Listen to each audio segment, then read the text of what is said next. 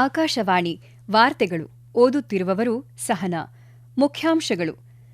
ದೇಶದ ಮೊದಲ ಹೈಡ್ರೋಜನ್ ರೈಲು ಹಾಗೂ ಅಮೃತ್ ಭಾರತ್ ಯೋಜನೆಯಡಿ ಪುನರಾಭಿವೃದ್ಧಿಗೊಂಡ 75 ರೈಲು ನಿಲ್ದಾಣ ನಾಳೆ ಪ್ರಧಾನಿಯವರಿಂದ ಲೋಕಾರ್ಪಣೆ. ಅತ್ಯಾಧುನಿಕ ಮೂಲಸೌಕರ್ಯ ಅಭಿವೃದ್ಧಿಗೊಂಡ ಆರ್ಥಿಕತೆಯ ಹೆಗ್ಗುರುತು ಸಚಿವ ರಾಜನಾಥ್ ಸಿಂಗ್.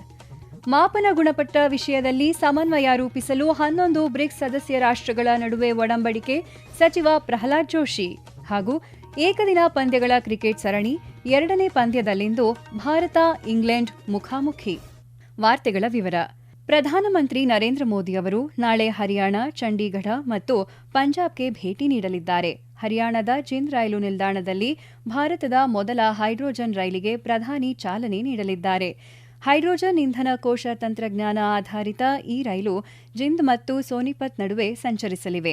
ಅತ್ಯಾಧುನಿಕ ರೈಲ್ವೆ ಇಂಜಿನಿಯರಿಂಗ್ ಬಳಸಿ ಸಂಪೂರ್ಣ ಸ್ವದೇಶಿ ತಂತ್ರಜ್ಞಾನದೊಂದಿಗೆ ಈ ರೈಲನ್ನು ವಿನ್ಯಾಸಗೊಳಿಸಲಾಗಿದ್ದು, ಇದು ಶೂನ್ಯ ಇಂಗಾಲ ಹೊರಸೂಸಲಿದೆ.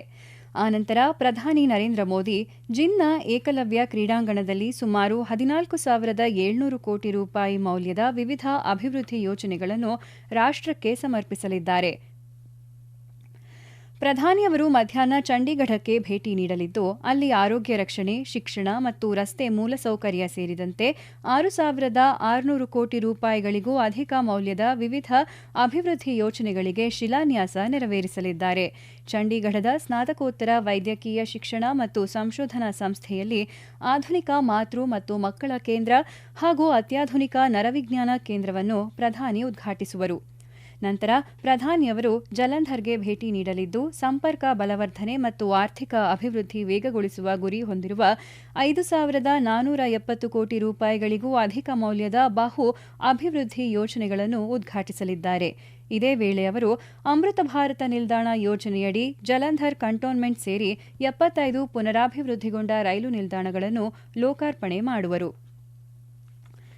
ಅತ್ಯಾಧುನಿಕ ಮೂಲಸೌಕರ್ಯ ಯಾವುದೇ ಅಭಿವೃದ್ಧಿಗೊಂಡ ನಾಗರಿಕತೆಯ ಹೆಗ್ಗುರುತಾಗಿದೆ ಎಂದು ರಕ್ಷಣಾ ಸಚಿವ ರಾಜನಾಥ್ ಸಿಂಗ್ ಹೇಳಿದ್ದಾರೆ. ಅವರು ದೆಹಲಿಯಲ್ಲಿಂದು ಗಡಿ ರಸ್ತೆ ಸಂಸ್ಥೆ ಬಿಆರ್ಒದ ತಾಂತ್ರಿಕ ಗೋಷ್ಠಿಯನ್ನುದ್ದೇಶಿಸಿ ಮಾತನಾಡಿ, ಇಂದು ನಿರ್ಮಿಸುತ್ತಿರುವ ಮೂಲಸೌಕರ್ಯ ಮುಂಬರುವ ವರ್ಷಗಳ ದೇಶದ ನಾಗರಿಕತೆಯನ್ನು ವ್ಯಾಖ್ಯಾನಿಸುತ್ತದೆ ಎಂದರು. ರೋಹ್ತಾಂಗ್ನಲ್ಲಿ ನಿರ್ಮಿಸುತ್ತಿರುವ ಅಟಲ್ ಸುರಂಗ ಮಾರ್ಗ, ಉಮ್ಲಿಂಗ್ಲಾನಲ್ಲಿ ಮೋಟಾರು ವಾಹನ ಸಂಚಾರಕ್ಕೆ ಸೂಕ್ತ ರಸ್ತೆ ನಿರ್ಮಾಣ, 13,000 ಅಡಿ ಎತ್ತರದಲ್ಲಿ ಸೇಲಾ ಸುರಂಗ ನಿರ್ಮಾಣ ಇವು ಬಿಆರ್ಒ ಸಂಸ್ಥೆಯ ಸಾಮರ್ಥ್ಯವನ್ನು ಬಿಂಬಿಸುತ್ತವೆ. ಈ ಸಾಧನೆ ಎಂಜಿನಿಯರಿಂಗ್ ತಂತ್ರಜ್ಞಾನದ ಚಮತ್ಕಾರಗಳು ಎಂದು ಬಣ್ಣಿಸಿದ ಸಚಿವರು, ಸಂಸ್ಥೆಯ ಸಿಬ್ಬಂದಿಯ ಪರಿಶ್ರಮ, ಬದ್ಧತೆ ಹಾಗೂ ಹೊಸ ತಂತ್ರಜ್ಞಾನವನ್ನು ಅಳವಡಿಸಿಕೊಳ್ಳುವ ಅವರ ಮನೋಭಾವದಿಂದ ಇಂತಹ ಸಾಧನೆ ಮಾಡಲು ಸಾಧ್ಯವಾಗಿದೆ ಎಂದು ಪ್ರಶಂಸಿಸಿದ್ದಾರೆ. ಮುಂಬರುವ ಸಂಸತ್ತಿನ ಮುಂಗಾರು ಅಧಿವೇಶನದಲ್ಲಿ ಸರ್ಕಾರದ ಕಾರ್ಯಸೂಚಿಯನ್ನು ಅಂತಿಮಗೊಳಿಸುವ ಸಲುವಾಗಿ ನಾಳೆ ದೆಹಲಿಯಲ್ಲಿ ಎನ್ಡಿಎ ಸಚಿವರನ್ನು ಒಳಗೊಂಡಂತೆ ರಕ್ಷಣಾ ಸಚಿವ ರಾಜನಾಥ್ ಅವರ ಅಧ್ಯಕ್ಷತೆಯಲ್ಲಿ ಉನ್ನತ ಮಟ್ಟದ ಸಂಸದೀಯ ಸಭೆ ನಡೆಯಲಿದೆ. ಸಂಸತ್ ಅಧಿವೇಶನ ಇದೇ 20ರಿಂದ ಆರಂಭವಾಗಲಿದ್ದು, ಆಗಸ್ಟ್ 13ರಂದು ಮುಕ್ತಾಯಗೊಳ್ಳಲಿದೆ. ಸರ್ಕಾರ ಸದನದ ಕಲಾಪವನ್ನು ಸುಗಮವಾಗಿ ನಡೆಸಲು ಪ್ರತಿಪಕ್ಷಗಳ ಸಹಕಾರ ಕೋರಲು ಇದೇ 19ರಂದು ಸರ್ವಪಕ್ಷಗಳ ಸಭೆಯನ್ನು ಕರೆದಿದೆ. ಮುಂಗಾರು ಅಧಿವೇಶನದಲ್ಲಿ ಹಲವು ಮಹತ್ವದ ಮಸೂದೆಗಳನ್ನು ಮಂಡಿಸಿ ಅಂಗೀಕಾರ ಪಡೆಯಲು ಸರ್ಕಾರ ಸಿದ್ಧತೆ ನಡೆಸಿದೆ. ಏಕಕಾಲದಲ್ಲಿ ವಿಧಾನಸಭೆ ಮತ್ತು ಲೋಕಸಭೆ ಚುನಾವಣೆಗಳಲ್ಲಿ ನಡೆಸುವ ಕುರಿತಾದ 13ನೇ ಸಾಂವಿಧಾನಿಕ ತಿದ್ದುಪಡಿ ಮಸೂದೆಯನ್ನು ಪರಿಶೀಲಿಸುತ್ತಿರುವ ಜಂಟಿ ಸಂಸದೀಯ ಸಮಿತಿ ನಾಳೆ ತನ್ನ ವರದಿಯನ್ನು ಸರ್ಕಾರಕ್ಕೆ ಸಲ್ಲಿಸುವ ಸಾಧ್ಯತೆಯಿದೆ. ಭಾರತವು ತನ್ನ 2026ರ ಬ್ರಿಕ್ಸ್ ಅಧ್ಯಕ್ಷತೆಯ ಭಾಗವಾಗಿ ಬ್ರಿಕ್ಸ್ ಸದಸ್ಯ ರಾಷ್ಟ್ರಗಳ ರಾಷ್ಟ್ರೀಯ ಪ್ರಮಾಣೀಕರಣ ಸಂಸ್ಥೆಗಳ ಮುಖ್ಯಸ್ಥರ 5ನೇ ಸಭೆ ಬೆಂಗಳೂರಿನಲ್ಲಿ ಇಂದು ಆರಂಭವಾಗಿದೆ. 2 ದಿನಗಳ ಕಾಲ ನಡೆಯುವ ಸಭೆಯಲ್ಲಿ ಕೇಂದ್ರ ಗ್ರಾಹಕ ವ್ಯವಹಾರಗಳು, ಆಹಾರ ಮತ್ತು ಸಾರ್ವಜನಿಕ ವಿತರಣೆ ಮತ್ತು ಹೊಸ ಹಾಗೂ ನವೀಕರಿಸಬಹುದಾದ ಇಂಧನ ಸಚಿವ ಪ್ರಹ್ಲಾದ್ ಜೋಶಿ ಇಂದು ಬ್ರಿಕ್ಸ್ ಸದಸ್ಯ ರಾಷ್ಟ್ರಗಳ ಅಡಿಯಲ್ಲಿ ಪ್ರಮಾಣೀಕರಣದಲ್ಲಿ ಸಹಕಾರ ಕುರಿತ ಗೋಷ್ಠಿಯನ್ನು ಉದ್ಘಾಟಿಸಿದರು.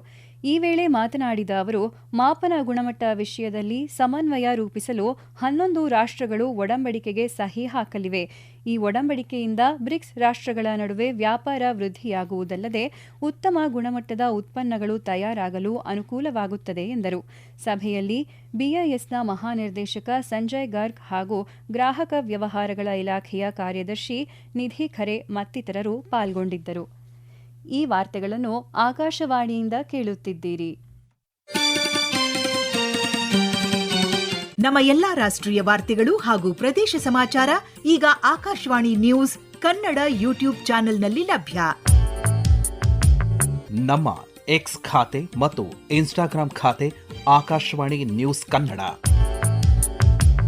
ಹೆಚ್ಚಿನ ಮಾಹಿತಿಗಾಗಿ ನಮ್ಮ ಫೇಸ್ಬುಕ್ ಖಾತೆ AIR ಕನ್ನಡ ನ್ಯೂಸ್ ಅನುಸರಿಸಿ. ಮಾಹಿತಿಯ ಹೂರಣ ವಾರದ ಕಾರ್ಯಕ್ರಮ ಪ್ರಚಲಿತ ವಿದ್ಯಮಾನ ಪ್ರತಿ ಬುಧವಾರ 9:15. ಜಾಗತಿಕ ಪೂರೈಕೆ ಸರಣಿ ವ್ಯತ್ಯಯ ಸೇರಿದಂತೆ ಸದ್ಯ ಎದುರಾಗುತ್ತಿರುವ ಆರ್ಥಿಕ ಸವಾಲುಗಳನ್ನು ಹತ್ತಿಕ್ಕಲು ಬಿಮ್ಸ್ಟೆಕ್ ಸದಸ್ಯ ರಾಷ್ಟ್ರಗಳ ನಡುವೆ ನಿಕಟ ಸಹಕಾರ ಅತ್ಯಗತ್ಯ ಎಂದು ರಾಷ್ಟ್ರೀಯ ಭದ್ರತಾ ಸಲಹೆಗಾರ ಅಜಿತ್ ದೋವಲ್ ಪ್ರತಿಪಾದಿಸಿದ್ದಾರೆ. Disruptions in global supply chains have also resulted in economic hardship for all our countries. In this setting, there is an urgent need for us to collaborate, take decisive actions for mutual benefit, and find solutions to mutual discussions and deliberations to the vexed problems that we are all facing. ದೆಹಲಿಯಲ್ಲಿಂದು ನಡೆದ BIMSTEC ರಾಷ್ಟ್ರಗಳ ರಾಷ್ಟ್ರೀಯ ಭದ್ರತಾ ಪಡೆಗಳ ಮುಖ್ಯಸ್ಥರ 5ನೇ ಸಭೆಯನ್ನುದ್ದೇಶಿಸಿ ಮಾತನಾಡಿದ ಅವರು, ಜಾಗತಿಕ ಪೂರೈಕೆ ಸರಣಿ ವ್ಯತ್ಯಯದಿಂದ ಎಲ್ಲಾ ದೇಶಗಳು ಆರ್ಥಿಕ ಸಂಕಷ್ಟಕ್ಕೆ ಸಿಲುಕಿವೆ. ಹಾಗಾಗಿ ಅದರಿಂದ ಹೊರಬರಲು ಸೂಕ್ತ ಪರಿಹಾರಗಳನ್ನು ಕಂಡುಕೊಳ್ಳಲು ಸದಸ್ಯ ರಾಷ್ಟ್ರಗಳ ನಡುವೆ ಪರಸ್ಪರ ಸಂವಾದ ಮತ್ತು ಸಹಭಾಗಿತ್ವ ತುರ್ತಾಗಿ ಆಗಬೇಕಿದೆ ಎಂದು ಹೇಳಿದರು. ಬೆಲ್ಜಿಯಂ ಪ್ರವಾಸದಲ್ಲಿರುವ ಕೇಂದ್ರ ವಾಣಿಜ್ಯ ಮತ್ತು ಕೈಗಾರಿಕಾ ಸಚಿವ ಪಿಯೂಷ್ ಗೋಯಲ್ ಬ್ರುಸೆಲ್ಸ್ನಲ್ಲಿಂದು ಭಾರತೀಯ ಕೈಗಾರಿಕಾ ಒಕ್ಕೂಟ, ಭಾರತೀಯ ವಾಣಿಜ್ಯ ಮತ್ತು ಕೈಗಾರಿಕಾ ಮಹಾ ಒಕ್ಕೂಟ ಹಾಗೂ ಅಸೋಚಾಮ್ನ ವಾಣಿಜ್ಯ ಪ್ರತಿನಿಧಿಗಳೊಂದಿಗೆ ಸಂವಾದ ನಡೆಸಿದರು. ಈ ಕುರಿತು ತಮ್ಮ ಮಾಧ್ಯಮ ಪೋಸ್ಟ್ನಲ್ಲಿ ವಿವರ ಹಂಚಿಕೊಂಡಿರುವ ಅವರು, ನಿಯೋಗದೊಂದಿಗೆ ಹೇಗೆ ಭಾರತೀಯ ಐರೋಪ್ಯ ಒಕ್ಕೂಟದ ಮುಕ್ತ ವ್ಯಾಪಾರ ಒಪ್ಪಂದ ದೇಶದ ಉದ್ಯಮಿಗಳಿಗೆ ಅವಕಾಶಗಳ ಬಾಗಿಲನ್ನು ತೆರೆಯುತ್ತದೆ ಹಾಗೂ ಇದರಿಂದ ಭಾರತದ ವಾಣಿಜ್ಯೋದ್ಯಮಿಗಳು, ಎಂಎಸ್ಎಂಇಗಳು ಹಾಗೂ ಜನರಿಗೆ ಅನುಕೂಲಗಳಾಗಲಿವೆ ಎಂಬ ಕುರಿತು ಚರ್ಚೆ ನಡೆಸಲಾಯಿತು ಎಂದು ಹೇಳಿದ್ದಾರೆ. ಪೆಟ್ರೋಲ್, ಡೀಸೆಲ್ ಮತ್ತು ವೈಮಾನಿಕ ಇಂಧನ ಎಟಿಎಫ್ ಮೇಲಿನ ವಿಶೇಷ ಹೆಚ್ಚುವರಿ ಅಬಕಾರಿ ಸುಂಕವನ್ನು ಕೇಂದ್ರ ಸರ್ಕಾರ ಪರಿಷ್ಕರಿಸಿದೆ. ಇಂಧನ ರಫ್ತು ತೆರಿಗೆಗಳ ಪಾಕ್ಷಿಕ ಪರಿಶೀಲನೆಯ ಭಾಗವಾಗಿ ಸುಂಕವನ್ನು ಪರಿಷ್ಕರಿಸಲಾಗಿದ್ದು, ಅದರಂತೆ ಡೀಸೆಲ್ ಮೇಲಿನ ಸುಂಕ ಪ್ರತಿ ಲೀಟರ್ಗೆ 15.50 ರೂಪಾಯಿ ಹೆಚ್ಚಿಸಲಾಗಿದೆ. ಎಟಿಎಫ್ ಮೇಲಿನ ಸುಂಕವನ್ನು ಪ್ರತಿ ಲೀಟರ್ಗೆ 14.50 ರೂಪಾಯಿ ಹೆಚ್ಚಿಸಲಾಗಿದ್ದು, ಪೆಟ್ರೋಲ್ ಮೇಲಿನ ಸುಂಕವನ್ನು ಪ್ರತಿ ಲೀಟರ್ಗೆ 2.50 ರೂಪಾಯಿ ಇಳಿಕೆ ಮಾಡಲಾಗಿದೆ.